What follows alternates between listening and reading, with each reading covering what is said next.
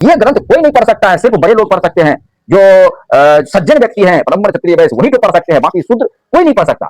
और शुद्ध OBC SC ST को पढ़ने पर दंड का प्रावधान था। नमस्कार दोस्तों, सच्चा दर्शन में आपका स्वागत है। आज बहुत ही इंपॉर्टेंट चीज हम आप लोगों के लिए लेकर आए हैं, बहुत ही ज्ञान भरा हुआ है। हमारे संविधान से पहले जो मानव जाति के लोगों के साथ जो भेदभाव किया जा रहा था, उस भेदभाव के लिए जो बाबा साहब ने संविधान में जो अनुच्छेद बनाए हैं, उसके बाद से हम लोगों को जो अधिकार मिला है, जिस तरह से शिक्षा का अधिकार, समानता का अधिकार, पहले हम ग्रंथ नहीं पढ़ सकते थे, पहले हम धार्मिक मंदिर नहीं जा सकते थे, तो इस सब तरह का में जो भी था संविधान से पहले, उसी विषय का आज हम पर्चा खोलने वाले हैं दोस्तों। तो इस तरह का ज्ञान से भरा हुआ लेटेस्ट वीडियो हम अपने चैनल पर लाते रहते हैं दोस्तों। इस वीडियो को स्किप मत कीजिएगा, बहुत ही इंपॉर्टेंट वीडियो है और ये वीडियो आप लास्ट तक जरूर देखें दोस्तों। बहुत ही इंपॉर्टेंट वीडियो, बहुत ही मेहनत करना पड़ता है दोस्तों इस तरह के लेटेस्ट वीडियो लाने में। तो बिना देर किए हुए हम चलते हैं चैप्टर पर, तो आप लोग अंत तक जरूर देखिए, बहुत ही मजा आने वाला है दोस्तों। तो सीधे चलते हैं टॉपिक पर। आज 2/5/2026 है। देखिए सब्जेक्ट क्या है, भारतीय संविधान का लाभ क्या है, खास करके ओबीसी एससी एसटी के लोगों के लिए भारतीय संविधान का क्या लाभ मिला है, और यही चीज का हम यहां चर्चा करेंगे सच्चा दर्शन चैनल पर। तो दोस्तों इसमें जो विषय है, हिंदू सामाजिक व्यवस्था आजादी से पहले बताएंगे।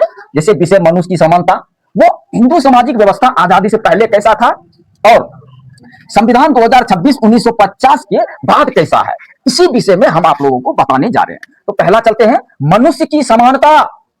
मनुष्य की समानता जो है हिंदू सामाजिक व्यवस्था से पहले जो है वो जन्म से ही ऊंच नीच वर्ग जाति में बटा हुआ था, और जब संविधान लागू हुआ 26 जनवरी 1950 के बाद, तो इसके लिए बाबा साहब ने संविधान में अनुच्छेद 14, कानून के सामने हर व्यक्ति एक बराबर है, इस अनुच्छेद 14 के तहत सभी मनुष्यों को जो है ये अधिकार दे दिया है कि कानून के सामने सभी मनुष्य एक बराबर है। कितना अच्छा व्यवस्था किया है बाबा साहब ने। और दूसरा चक्कर में आते हैं, जन्म आधारित दर्जा। ये जन्म आधारित दर्जा क्या है, ये हिंदू सामाजिक व्यवस्था आजादी से पहले क्या था, जन्म आधारित दर्जा कि जाति बदल नहीं सकते। हिंदू सामाजिक व्यवस्था में आप जाति नहीं बदल सकते हैं, आप डोम है तो डोम, चमार है तो चमार, जो भी है। और यहां पर संविधान के बाद जो है जन्म से कोई अधिकार कम ज्यादा नहीं है। अभी आप किसी शूद्र में भी जन्म लिए हैं तो आपके पास भी ये अधिकार है कि आप अच्छे से अच्छे स्कूल में पढ़ाई लिखाई कर सकते हैं, और किसी भी होटल में जाके खा सकते हैं, कहीं भी जा सकते हैं, आप वीआईपी क्लास में सफर कर सकते हैं, ये अधिकार है जन्म से। तो बाबा साहब ने इसको भी कंप्लीट किया है। देखिए 2 नंबर का जन्म आधारित दर्जा भी कितना अच्छा है। उसके बाद तीसरा में आते हैं, तीसरा में शिक्षा का अधिकार।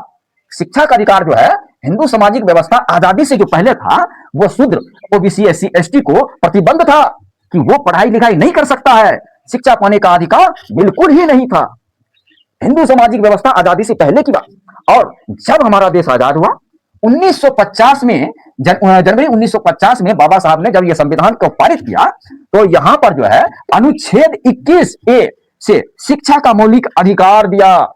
जो अधिकार इस समाज ने छीन लिया था, वो अधिकार हमारे अनुच्छेद 21A में लागू करके शिक्षा का मौलिक अधिकार दिया कि सभी लोग, लड़के लड़कियां जो है ना, शूद्र जाति हो या ब्राह्मण हो, क्षत्रिय वैश्य, कोई भी जाति हो, सब एक साथ पढ़ लिख सकता है, एक साथ आगे बढ़ सकता है, एक साथ सफर कर सकता है। तो दोस्तों यहां तक समझ गए। और 4 नंबर में आते हैं, यहां है धार्मिक ग्रंथ पढ़ने का अधिकार। ये जो धार्मिक ग्रंथ है, रामायण गीता जो भी है धार्मिक ग्रंथ, ये धार्मिक ग्रंथ पढ़ने का प्रतिबंध था हिंदू सामाजिक व्यवस्था आजादी से पहले। ये ग्रंथ कोई नहीं पढ़ सकता है, सिर्फ बड़े लोग पढ़ सकते हैं, जो सज्जन व्यक्ति हैं, ब्राह्मण क्षत्रिय वैश्य वही तो पढ़ सकते हैं, बाकी शूद्र कोई नहीं पढ़ सकता। और शूद्र ओबीसी एससी एसटी को पढ़ने पर दंड का प्रावधान था। यदि वो पढ़ लिया तो उसके जीवा कटवा दिया जाता था, सुन लिया तो उसके कान में गर्म तेल डाला जाता था। तो पढ़ने का दंड का प्रावधान था हिंदू सामाजिक व्यवस्था आजादी से पहले दोस्तों। उसके बाद संविधान 26 जनवरी 1950 के बाद जो है अनुच्छेद 25 के अनुसार धार्मिक समानता और स्वतंत्रता देता है। तो ये अनुच्छेद आप लोग याद कर लीजिएगा दोस्तों, आप लोगों को बहुत काम देगा। तो जहां पर धार्मिक ग्रंथ पढ़ने का अधिकार शूद्रों को नहीं था, वो धार्मिक ग्रंथ पढ़ने का अधिकार किस अनुच्छेद में आता है, ये क्वेश्चन बनता है दोस्तों। तो यहां पर जो अनुच्छेद 25 में धार्मिक समानता और स्वतंत्रता दिया गया है संविधान के द्वारा। और 5वां में आते हैं, यहां तक समझ गए। 5वां में आते हैं मंदिरों में प्रवेश। मंदिरों में जो प्रवेश है, ये हिंदू सामाजिक व्यवस्था आजादी से पहले मंदिरों में प्रवेश शूद्र ओबीसी एससी एसटी को मंदिरों में प्रवेश वर्जित था। ठीक, उसके बाद संविधान 26 जनवरी 1950 के बाद जो संविधान पारित हुआ, इसमें अनुच्छेद 25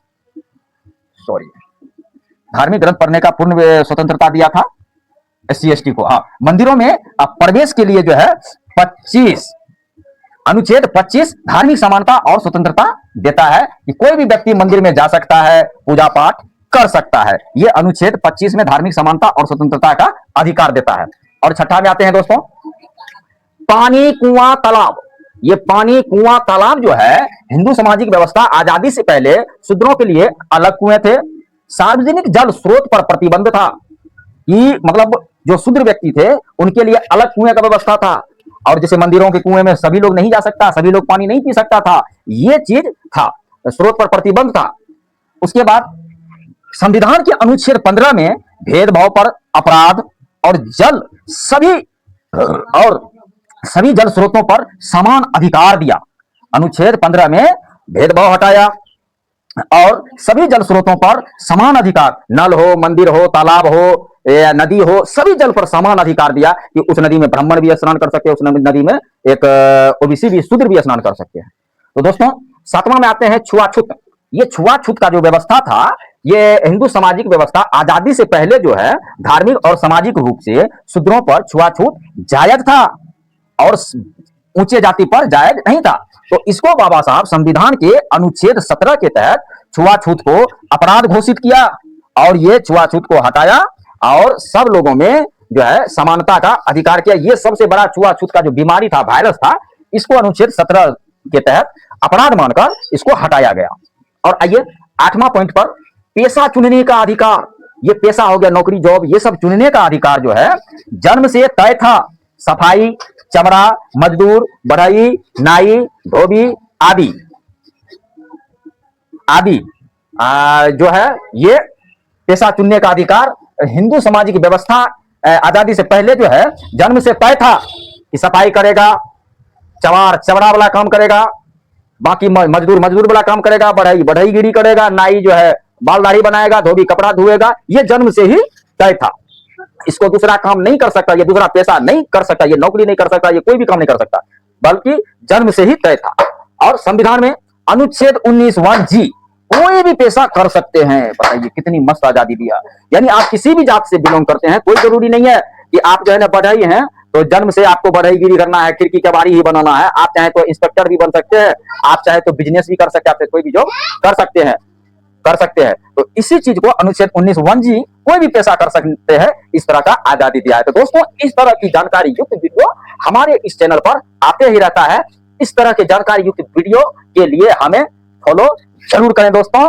और हमारा चैनल है सच्चा दर्शन, यूट्यूब चैनल भी है और सच्चा दर्शन मेरा फेसबुक पेज भी है। तो इस तरह की जानकारी हम देते हैं और हम अपना यूट्यूब का लिंक इसके डिस्क्रिप्शन में डाल देंगे, आप लोग वहां से फॉलो कर लीजिएगा, ताकि अभी तो शुरुआती है, आगे में बहुत कुछ आने वाला है दोस्तों, बहुत ही अच्छी जानकारी दूंगा। तब तक के लिए दोस्तों नमस्कार, जय हिंद, जय भारत।